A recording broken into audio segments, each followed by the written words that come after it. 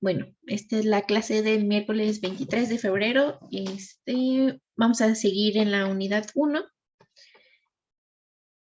y estamos viendo la parte 2 acerca de clasificación de los biosensores. El día de ayer nos quedamos hasta la definición de lo que es un sensor químico, donde habíamos dicho que son aquellos dispositivos que nos van a permitir obtener información química, principalmente de la composición y la concentración de una muestra. Y habíamos dicho que los biosensores en sí van a ser, o los podemos clasificar como una categoría de sensores químicos, ¿no? Que en particular usan elementos de reconocimiento biológicos, o sea, biomoléculas o moléculas que se derivan de inspiración biológica, ¿no? O sea, que se sintetizan en un laboratorio, pero la gente pues se inspira en moléculas biológicas. Bueno, otra cosa que no les mencionaba ayer es un sensor químico. Bueno, también ayer decíamos que existen otras formas de identificar esta información química en una muestra, ¿no? Entonces, pues hay técnicas espectroscópicas, hay técnicas de química analítica, ¿no? Como titulaciones, etcétera.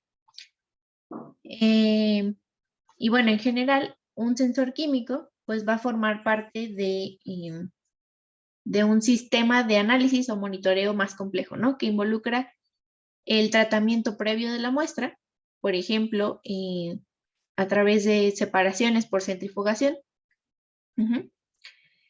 Y posteriormente, pues ya en la técnica de análisis se van a encontrar estos sensores químicos de los que hablábamos antes, ¿no? Ok. Entonces, les recuerdo que tenemos esta como clasificación, ¿no? El círculo más grande pues va a envolver a los dispositivos con transductores. De ahí cuando tienen las conexiones adecuadas para hacer el tratamiento de la señal, pues ya les vamos a llamar sensores. Cuando los sensores en particular monitorean la información química, la composición y la concentración de algún analito, entonces les vamos a llamar sensores químicos. Y en particular cuando se usan elementos de reconocimiento biológico, pues le vamos a llamar biosensores, ¿no? Entonces, ahora sí vamos a ver la clasificación, bueno, a mencionarla, porque es lo que vamos a ir viendo a lo largo del curso, ¿no? Entonces, como para darles una visión general de lo que vamos a ver, la primera clasificación, bueno, la más importante es a través del principio de transducción. Entonces, a través de evaluar cuál es la señal que al final el transductor está transformando o a la que puede responder, entonces se va a clasificar, ¿no? Y aquí como nota al pie, esta clasificación pues también aplica para los sensores, para sensores en general y en particular para los sensores químicos, ¿no? Y bueno, tenemos muchas clasificaciones, muchos principios de transducción. Los más importantes serían estos. Los ópticos, pues como su nombre lo dice, van a evaluar los cambios en las propiedades ópticas del material o en las propiedades de la luz que se hace interaccionar con el material. Con material me refiero a la reacción de reconocimiento, ¿no? ¿Ok? O a la muestra. En sensores electroquímicos vamos a clasificar aquellos que estudian los cambios debidos a una interacción entre el analito y un electrodo, donde un electrodo va a constituir pues un elemento metálico en general, un elemento conductor, al que se le puede polarizar a un cierto voltaje y esto provoca entonces un cambio en el analito, ¿no? Y ese cambio se ve reflejado como una corriente, ¿ok? Entonces, esa idea es, todas las modificaciones van a conformar los sensores electroquímicos. Tenemos a continuación los sensores eléctricos, que van a monitorear los cambios en las propiedades eléctricas del sustrato, que es la misma idea que la que hablábamos aquí en el caso de del uso de estas nanoestructuras para monitorar gases, por ejemplo, ¿no? Entonces, los cambios en la permitividad, los cambios en la conductividad, en la función de trabajo, son cambios eléctricos que a su vez pueden cambiar, según la configuración, una resistencia, una capacitancia o una inductancia, ¿no? Y bueno, aquí cómo lo distinguimos de uno u otro es que, pues en general aquí no vamos a estar hablando de que el analito sufra una reacción, ¿no? Sino que por la presencia o la acumulación del analito en una superficie van a provocar que cambien las propiedades eléctricas de esa superficie, ¿no? ¿Sí va más o menos claro hasta aquí? Sí. Gracias. Ok. El siguiente son aquellos elementos de transducción que pueden ser, que pueden monitorear los cambios de masa. Entonces es la misma idea que lo que les mencionaba antes, una acumulación del analito debido a un atrapamiento específico por el elemento de reconocimiento, pues va a provocar un aumento de masa, ¿no? ¿Qué elementos pueden monitorear esto? Pues son principalmente de dos tipos, aquellos basados en materiales piezoeléctricos y aquellos basados en estructuras, en microestructuras tipo cantilever o, si no conocen la palabra, es como un mini trampolín, ¿no? ¿Alguien había escuchado esto de materiales piezoeléctricos? ¿Tienen ni idea qué significa? No, yo no. Sí, yo sí, pero supongo que es trampa que lo diga, porque soy de físico. Pues nada más es bueno, no sé si alguien más quiere decir. No, no pasa nada, adelante. Ah, bueno. Pues sí, nada más es un material sensible, o sea, tiene respuestas eléctricas a cambios de presión, bueno, de deformación. Y pues ya. O sea, Ajá, sus señales eléctricas siempre van a ser en función de esa deformación. Y ya. y viceversa, ¿no? Claro. Sí, sí, de hecho hay micrófonos. Ay, no, estoy diciendo lo mismo. El micrófono y el encendedor hay un encendedor que hace un clic. Funcionan igual. Solo Ujú. que la deformación del encendedor es mucho más violenta y por eso sale la chispa. Y ya. Ujú. Pero sí, también en viceversa.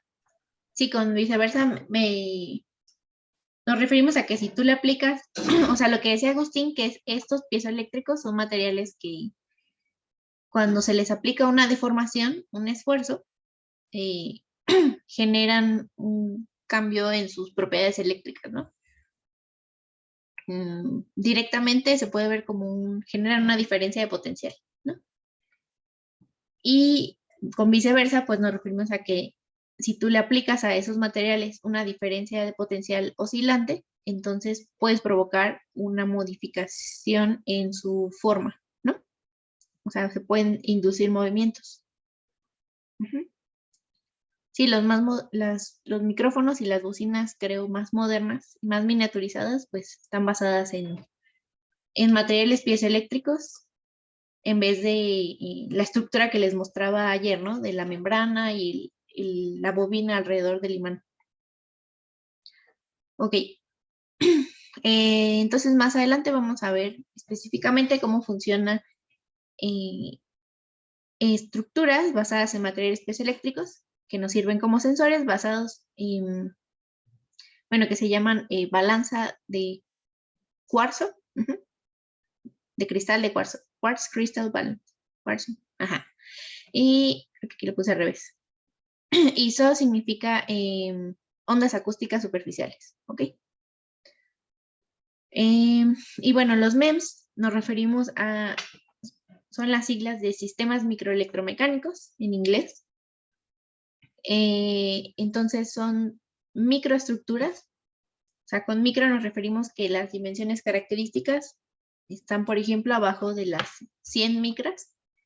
Si se imaginan, creo que un cabello tiene un diámetro como de 100 micras, ¿no? O menos, depende. Entonces, estas estructuras pues se fabrican con técnicas especializadas llamadas fotolitografía, ¿no?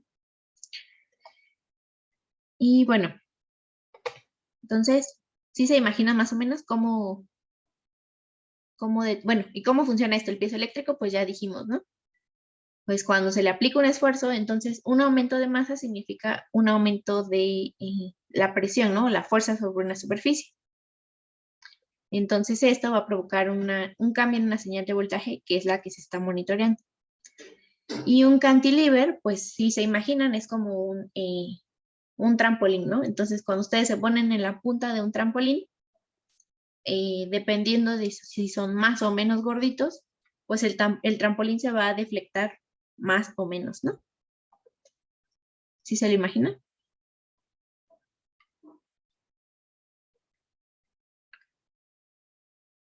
Bueno, y esto tiene que ser pues suficientemente pequeño para que sea sensible de detectar el aumento de unas cuantas moléculas, ¿no?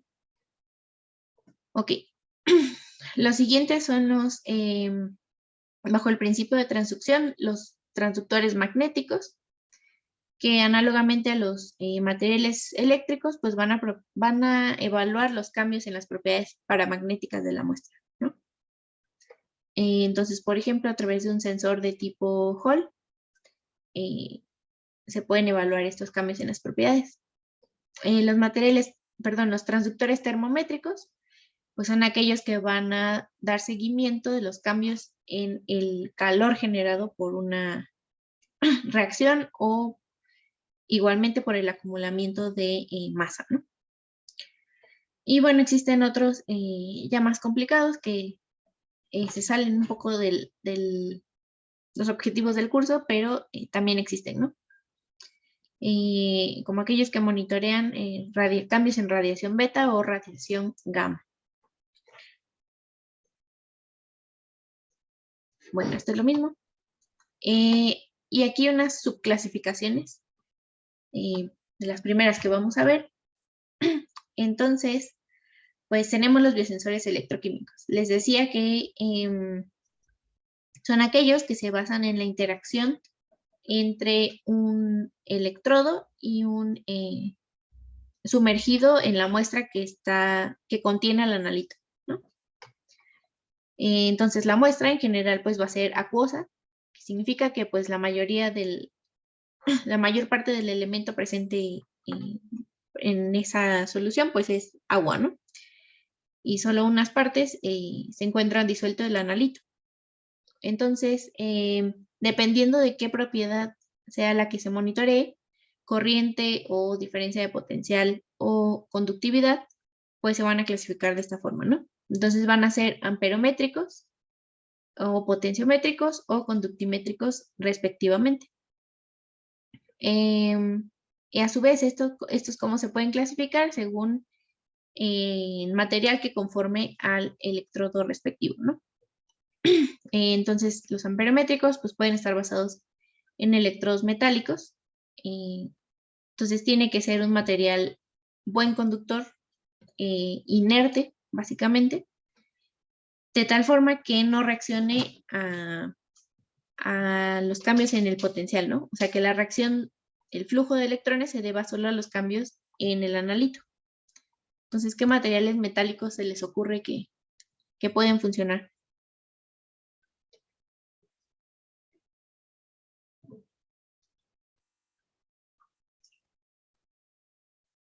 Que sea buen conductor y que sea inerte.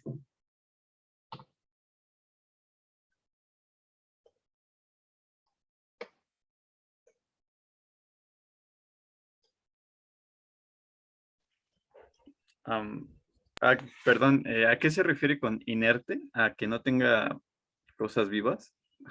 Ajá. No, a que no que no se oxide fácilmente, Ah, básicamente es eso. ya, ya. Oro. Ujú. Plata. Oro, plata, platino, ¿no? Ujú. E incluso la plata no es tan buen material porque, bueno, no sé si ustedes tienen joyería de plata, de repente como que se oscurece, ¿no? Se opaca.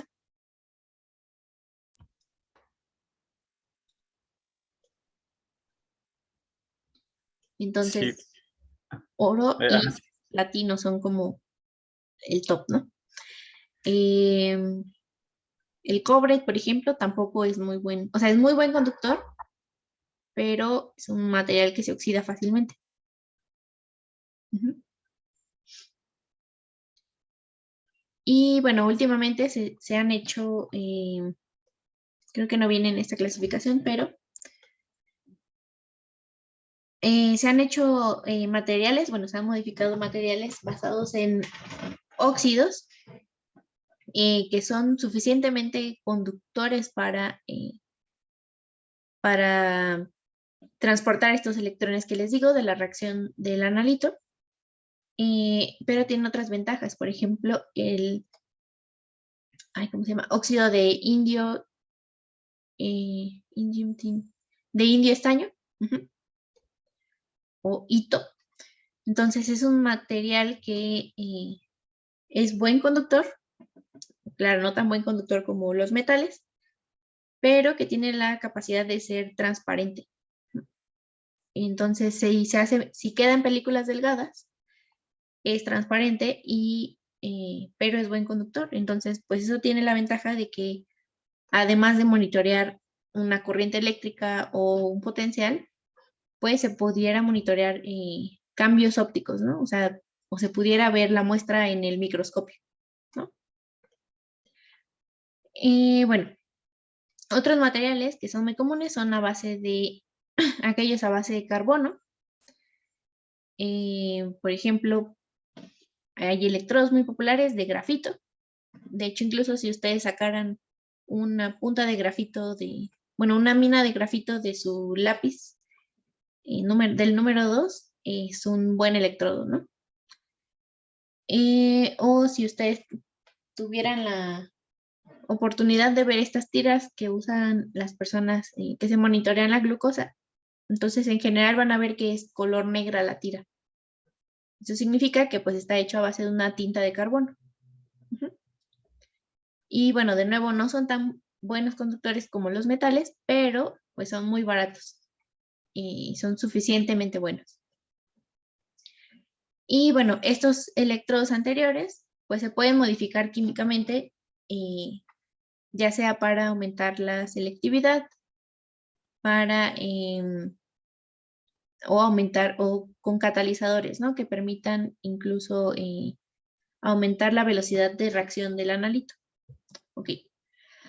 En cuanto a los potenciométricos, que nos referimos a que miden diferencias de potencial, se pueden subclasificar como aquellos basados en transistores de efecto de campo, o FET, por sus siglas en inglés, o aquellos que son selectivos a iones, como es el caso el más común sería el electrodo de pH, ¿no?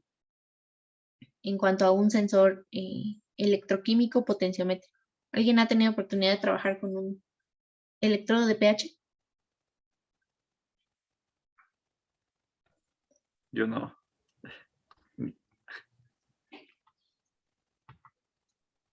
Alguien que lo explique. La verdad es que no tengo idea de cómo sea. Sí, entonces básicamente son, bueno, si ustedes tuvieran una en su manita, van a ver que es un tubo de cristal que al final tiene como un bulbo de cristal, como el bulbo de los focos, ¿no? Entonces, ese bulbo de cristal es selectivo a el paso de los iones hidróneo, ¿no? Los iones H+, que son los que determinan, cuya concentración determina si una solución es más o menos ácida, ¿no?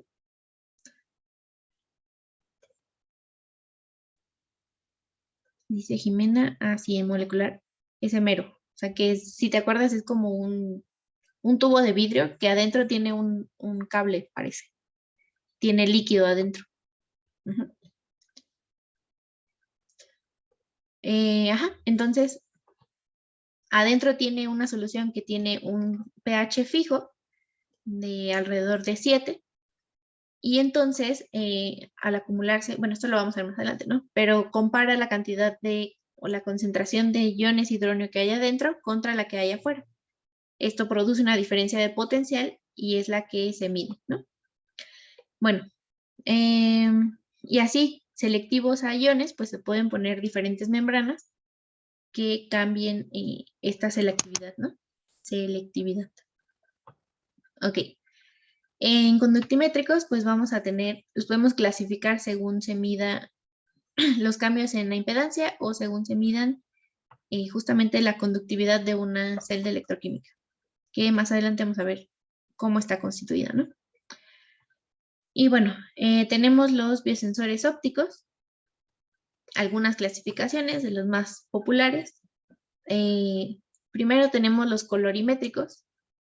Esto quiere decir que la interacción con el analito va a provocar una reacción que al final te da un cierto color con una cierta intensidad de color, ¿no? Los ejemplos más directos pues son, por ejemplo, las tiras reactivas o hay reacciones en tubitos de ensayo o tiras luego se le llama como de cromatografía. Entonces, por ejemplo, la prueba de embarazo vendría siendo un biosensor colorimétrico, entonces lo podríamos clasificar como un biosensor óptico, ¿no? Entonces, si aparece una raya de un cierto color, pues se sabe que hay o no embarazo. Y otra cosa, pues son, por ejemplo, las tiras de pH.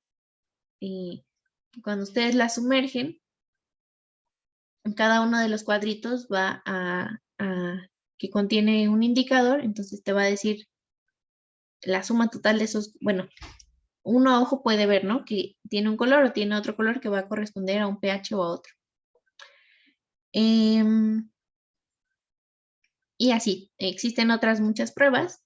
De hecho, en una de las tareas que van a ver, en la que tienen que buscar cuáles son las pruebas aprobadas por la FDA, van a ver que la mayoría de las pruebas aprobadas son aquellas basadas en reacciones colorimétricas y en tiras de papel absorbente, ¿no?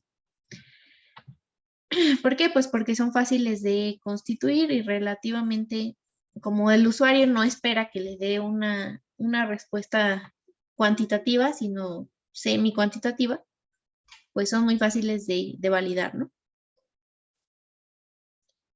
Dice Agustín, levantó la mano. A ver. Sí tengo una duda. Es que unos compañeros alguna vez quisieron hacer espectroscopía con clorofila. Entonces, pues tenían ahí como un licuado de una planta, de unas hojas de una planta. Metían un papel absorbente. No recuerdo qué papel era, pero era similar al papel de baño, un poco más resistente. Entonces, lo absorbía y por medio de ahí como del color veían la concentración de clorofila. ¿Eso es un biosensor colorimétrico o es mera física y rara? Pues sí, o sea, también lo podrías clasificar como un biosensor colorimétrico. O sea, no sé si tal cual un biosensor, porque no estás usando a lo mejor una molécula para detectar o no la presencia de clorofila, ¿no? Pero pues sí un sensor de concentración, entonces sería un sensor químico, ¿no? Sí. Sí. Sí, ya. Me queda claro. Va, gracias. A ti, gracias. Ok, entonces los siguientes son los biosensores florimétricos, que van a estar basados en bueno, van a monitorear la intensidad de una reacción, o sea, de la luz emitida por una molécula fluorescente, ¿no?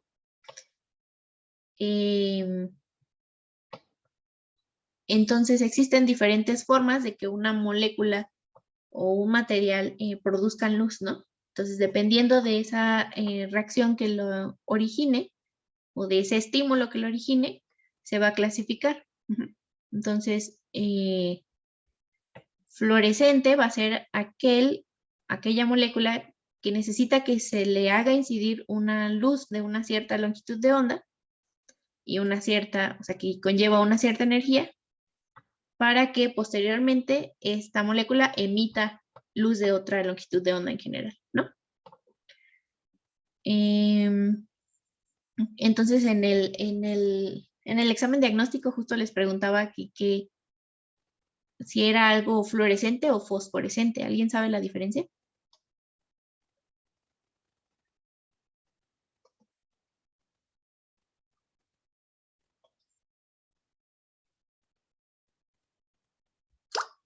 A ver, vamos a ver. Creo que yo. A ver, di.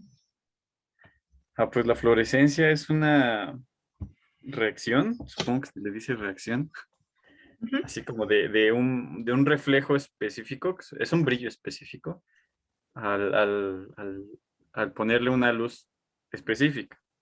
Ujú. Esa es la fluorescencia. La fosforescencia es cuando, es que no sé qué pasa ahí exactamente, pero creo que absorbe energía y cuando le quitas la fuente de luz, eventualmente, bueno, de hecho, inmediatamente Ujú. se ve que también la emite una luz. No con la misma intensidad, no la misma, pero emite luz. Creo que es eso. Sí, o sea, la fluorescencia es algo casi inmediato, ¿no? Entonces, el material, justo porque es de origen como, bueno, también la fosforescencia, pero justo porque es de origen como cuántico, ¿no? Entonces, es una transición de niveles de energía de que un electrón se excita cuando le incide la luz y entonces cuando decae, esa diferencia de energía entre un nivel de energía y otro, pues se emite como luz, ¿no? Pero eso es inmediato. La fosforescencia, al contrario, entonces son materiales que tienen como capacidad de guardar energía y entonces se la va como perdiendo poco a poco, ¿no? Entonces justamente, por ejemplo, no sé si alguna vez tuvieron de esas estrellitas que se pegan en el techo. Entonces esos son materiales fosforescentes, ¿no? Ok. Y bueno, existen otros tipos, como les decía, según el tipo de excitación. Entonces está la quimioluminiscencia. Esto significa que el material tiene que sufrir una modificación química, ¿no? Entonces cambia a ser otro tipo de molécula y esa molécula pues tiene la capacidad de emitir luz, ¿no? Bioluminiscencia se va a referir en general a la capacidad de algunos seres vivos de emitir luz, ¿no? Pero pues sean conscientes de que al final también son reacciones químicas, ¿no? Que están pasando eh, dentro del organismo. Y bueno, electroluminiscencia significa que a partir de aplicar una cierta corriente, una cierta diferencia de potencial, el material puede emitir luz, ¿no? Y bueno, dentro de los biosensores ópticos, pues también vamos a tener aquellos, podríamos decir que son espectroscópicos o que se basan, no, esto más bien nos referimos a aquellos que se basan en el cambio del índice de refracción del material. Ujú. Dentro de estos vamos a clasificar a los SPR, significa resonancia de plasmón de superficie. Entonces es un efecto ahí eléctrico lumínico que pasa en películas delgadas de oro en general. Y también la espectroscopía Raman es una evaluación del cambio en el índice de refracción, ¿no? Y bueno, por otro lado, tal cual no vendría siendo, no entraría dentro del mismo campo de esta clasificación según lo que se monitorea, sino según lo que se está usando, ¿no? Entonces va a haber muchos biosensores, últimamente de los que reportan en la literatura, no necesariamente que estén comercializados, pero que se van a basar en fibras ópticas, ¿no? Entonces, si recuerdan, pues la fibra óptica es ¿cómo lo podremos decir? Es un tubo de vidrio que tiene diferente material, o sea, es un núcleo de vidrio rodeado por otro material, ¿no? Y entonces esto permite que la luz se transmita a través de ese material. Y bueno, haciendo muchas modificaciones, muchas posibilidades que se pueden modificar en la superficie de ese recubrimiento, y entonces se hacen específicos para biosensores. Y bueno, estos son los que veíamos antes, entonces son acerca de los que pueden monitorear masa, ¿no? Y bueno, aquí hay algunos ejemplos de los sensores ópticos. Bueno, antes sí les queda más o menos claro esta subclasificación. Y todo bien. Gracias. Y bueno, aquí un poco más de los sensores ópticos. Entonces, ya habíamos visto que tenemos los colorimétricos, los fluorimétricos. Y existen otras muchas propiedades de los materiales o de la interacción de la luz con un material que se pueden monitorear, ¿no? Entonces, por ejemplo, otro que no vimos es el de el esparcimiento de la luz. Entonces, este es el efecto de que la luz cambie de dirección debido a la presencia de partículas de tamaño finito, muy pequeñas, presentes en la muestra. Esto incluye el efecto Raman, ¿no? Entonces, no sé si habían escuchado antes de esta técnica de espectroscopía Raman. Yo no. Entonces, sí. ¿qué sabes? Pues nada. Bueno, eso, ¿no? Que nada más se ve el espectro de ahí de una muestra y pues ya, por desgracia, también fue un poco difícil para mí verlo. Bueno, no verlo porque no lo vi. Ajá. Es ¿En que línea? lo vimos hasta el laboratorio de contemporánea los últimos semestres y pues ya estaba la pandemia. Tuvimos que hacer ahí algo casero que a final de cuentas no dio la resolución suficiente como para dar un resultado de decir que es efecto Raman. Ah, ok. Pero bueno, es eso. A lo mejor para no entrar en detalles, pues solo ver espectros específicos de una muestra. Ujú. Sí, exacto, pero hay muchas otras, como les decía, estas en general, o sea, cuando interacciona la luz con una muestra, justamente muchas veces vamos a monitorear el espectro de la luz, ya sea la luz que se emite o la luz que se transmite a través de la muestra o la luz que se refleja de la muestra. O comparándola con la luz inicial, ¿no? Entonces, por ejemplo, esto de la fluorescencia, pues también hay equipos que nos permiten ver, nos permiten determinar cuál es la fluorescencia o en qué longitud de onda está la fluorescencia de un material, ¿no? Entonces, eso también nos da un espectro, ¿no? Un espectro quiere decir que uno mide la intensidad de una luz o la intensidad de la absorción de esa luz respecto a la longitud de onda o a la frecuencia, que son proporcionales, ¿no? Entonces, dependiendo de cuál sea la luz que se le haga incidir a la muestra inicialmente, es como se clasifican estas espectroscopías, ¿no? Se le llama. Entonces, en particular, pues el efecto Raman es una espectroscopía en la que se hace incidir, si no mal recuerdo, en general es luz verde, o sea, como 500 nanómetros, Y esta luz tiene la capacidad de interactuar con, o sea, de sufrir esparcimiento, ¿no?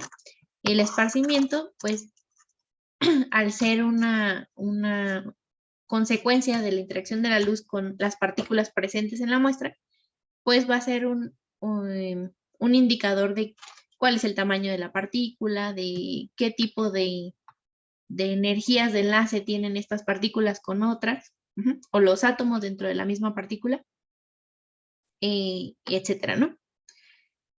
Existen también sensores basados en la absorbancia. Esto quiere decir que se va a monitorear el cambio causado por la absorción de luz de una cierta longitud de onda del analito en sí o del resultado de la interacción del analito con un indicador.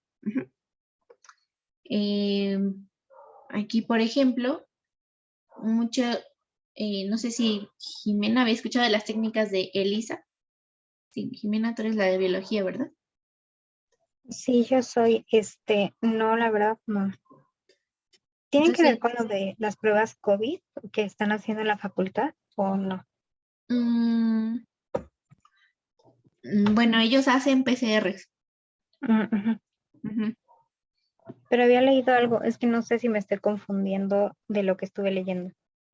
Mm, Ellos hacen PCRs y hacen, de hecho sí, ellos monitorean por fluorescencia su, sus bits, ¿no? Las partículas magnéticas que funcionalizan. Bueno, más adelante vamos a hablar de eso. Pero las ELISA son técnicas muy populares que tengo entendido que se usan mucho en los laboratorios clínicos. Entonces, están basadas en que en general, ¿cómo van a decir que un material absorbe o no? Dependiendo del color que ustedes, en general uno puede decir, este material tiene mayor intensidad o menor intensidad de color, ¿no? Entonces, por ejemplo, como lo que decía antes, Agustín, de su experimento con la clorofila, ¿no? Entonces, la clorofila les va a dar un color verde, ¿no? Ustedes ven que es verde. Em, entonces, eso significa que el material está transmitiendo la luz verde, ¿no? Pero a su vez va a estar absorbiendo un color complementario. Ujú. Entonces, esa intensidad del tono verde, que ustedes lo pueden asociar con la concentración, entonces también va a pasar lo mismo en el caso de la luz que se absorba. Ujú. Entonces va a cambiar la intensidad de absorción de una solución dependiendo de la concentración del analito eh, que tenga esa propiedad, ¿no? Entonces ya hay equipos que, no sé si habían escuchado, que se basan en la ley de Beer-Lambert. Entonces, esta ley nos relaciona la intensidad de la luz absorbida. Como sabemos cuánto es la luz absorbida, pues medimos la luz al final y comparamos con la luz que estaba al principio, ¿no? Ese cociente, pues es la luz absorbida. Y se relaciona esto con la concentración del analito, ¿ok? Bueno, entonces reflectancia es lo otro que les decía. Se mide en un medio en general no transparente y pues también va a depender de cómo cambie el índice de refracción de esa superficie, ¿no? Y bueno, luminiscencia pues entra en el mismo clasificación que las fluorescencias, ¿no? Lo que veíamos antes. Y bueno, la intensidad de Yo la... quisiera, Sí, dime. perdón, quisiera hacer una aclaracioncita. No, no es una aclaración, es una complementación Ujú, sobre la absorbancia y la importancia de Beer-Lambert. Justamente, a pesar de ser, hay un coeficiente uno sobre otro, no ujú, es, pues a lo mejor no es tan simple dividirlo se ve, dependiendo de tu sistema, tampoco se necesita mucha información. Se puede hacer hasta un conteo de partículas por área. Y está bien padre, o sea, para que lo digo como motivación para los demás, ujú. porque pues es básico. Y ya. De hecho, la espectroscopía está, por transformada de Fourier de la infrarroja, la que dije la clase pasada. usaba eso. Pero bueno, Conteo de partículas. ¿Sí? sí, exactamente. Conteo de partículas justamente de CO2 ahí en una muestra. Y ya no quito tiempo. No, está muy bien, muchas gracias. Sí, justamente, o sea, uno puede ir refinando las técnicas, ¿no? Y al final las cosas o sea, las ecuaciones que dicen uno que rige una técnica u otra, pues son modelos al final, ¿no? Que se usan porque es lo que mejor ha funcionado, o lo que se ajusta mejor, pero no necesariamente refleja toda la realidad, ¿no? Ok. Bueno, este es ya para terminar, les dejo este ejemplo de un biosensor óptico. Entonces, este es como de los más sofisticados, pero curiosamente esta técnica es una de las pocas que sí es comercial. Ujú. O sea, ya existe un equipo eh, que permite biosensar cosas mediante esta técnica, ¿no?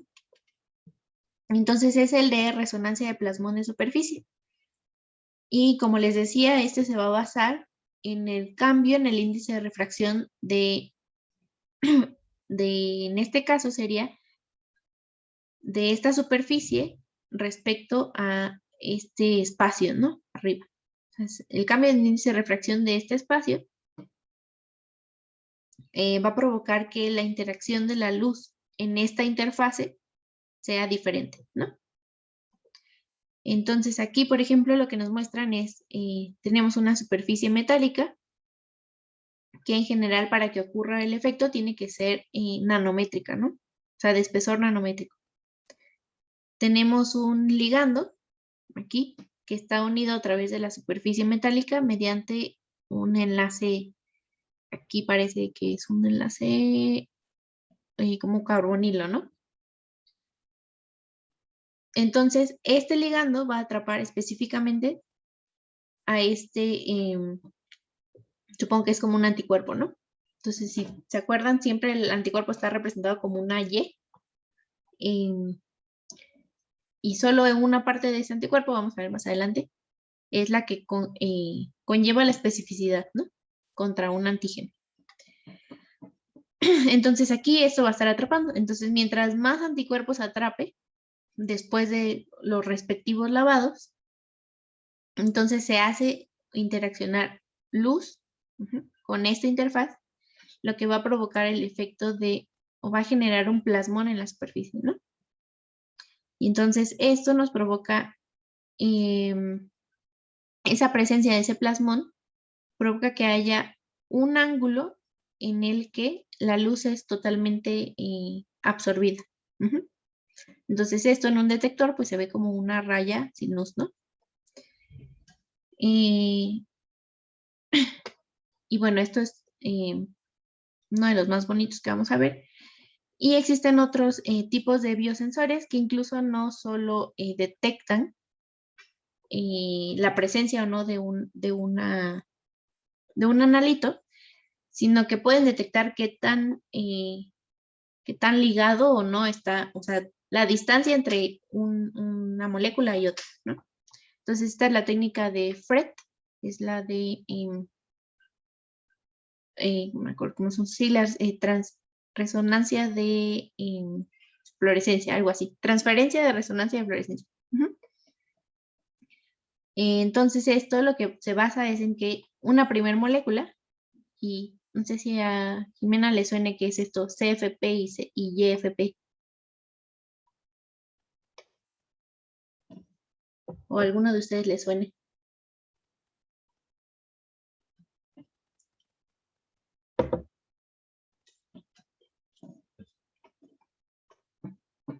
Entonces son proteínas derivadas de la no sé si han escuchado de la GFP, entonces es Green Fluorescent Protein, ¿no? Entonces, es una proteína que se encontró que naturalmente emitía luz verde después de ser excitada con una cierta longitud de onda, ¿no? O sea, es algo que se encontró en los organismos. Entonces, la gente lo modificó para que emitiera luz color cian, por eso aquí cian fluorescent protein, o color amarillo, ¿no? Yellow fluorescent protein. Entonces estas se pegan a las moléculas que son de interés, bueno, a las proteínas, por ejemplo, A y B. Y entonces el efecto de Fred significa que cuando a una primer molécula se le haga incidir luz ultravioleta, por ejemplo, en este caso, pues va a emitir azul, ¿no? Pero si A está suficientemente cerca de B o ligada a B, entonces esta luz azul ya no va a llegar al detector, sino que va a llegar a la segunda proteína fluorescente, YFP, la va a excitar y entonces YFP va a emitir amarillo, ¿no? Entonces ahora en el detector se va a ver amarillo. Entonces cuando se ve amarillo quiere decir que A y B están interaccionando. Cuando se ve azul quiere decir que A y B están lejos, ¿no?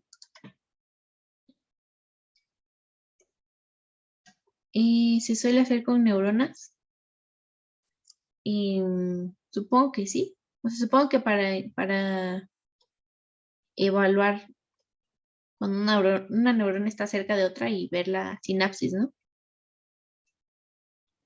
Es que ya me acordé que una vez hice un trabajo, o sea, todo fue como en línea, pero para evaluar como el tamaño y como las formas de las neuronas en ratones con Alzheimer y en ratones sin Alzheimer.